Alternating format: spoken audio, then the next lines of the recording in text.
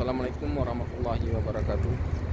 Alhamdulillah, kita sudah sampai ke Masjid Bir Ali, yaitu di mana para jamaah umroh mengambil mikat atau niat.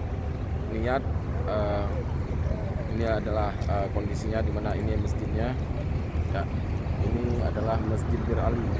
Jadi jamaah umroh perjalanan dari Madinah ke Masjidil Haram mengambil niat atau mikat di Masjid Bir Ali.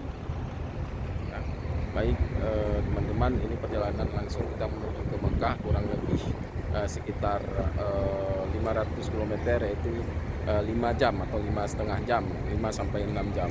Kalau dari Madinah ke Masjid Bir Ali itu memakan waktu sekitar 10 menit atau 12 km. Demikian informasinya sahabat, terima kasih. Assalamualaikum warahmatullahi wabarakatuh. Labbaik Allahumma labbaik, labbaik la syarika lak, labbaik innal hamda wan ni'mata laka wal la syarika lak.